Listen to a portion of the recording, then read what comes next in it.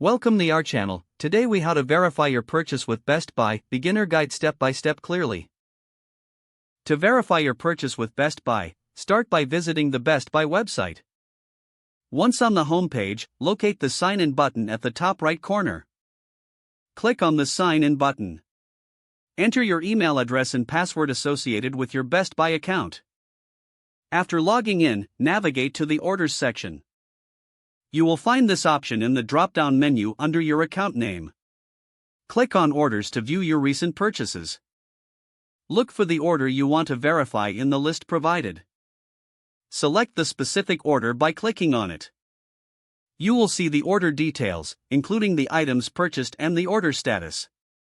If needed, you can also check the tracking information for shipping details. Alternatively, you can verify your purchase using the Best Buy mobile app. Open the Best Buy app on your smartphone. Log in with your account credentials if you are not already logged in. Tap on the account icon at the bottom right of the screen. Select orders from the options available. Find and tap on the order you wish to verify. Review the order details along with the status and tracking information. For additional assistance, you can contact Best Buy customer service. Look for the customer service link on the website or app. Choose the appropriate method to get in touch, such as chat, phone, or email. Follow the prompts to address any issues regarding your purchase verification. If the page does not load, refresh the browser or try again in a private or incognito window. Make sure you are using the correct email address, then retype it carefully to avoid small typos.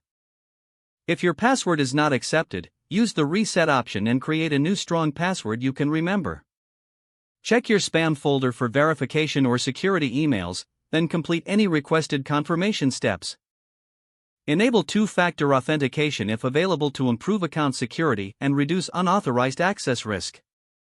After signing in, review your profile details so your contact information and settings are accurate and current. Don't forget to like this video and subscribe to our channel for more step-by-step tech guides.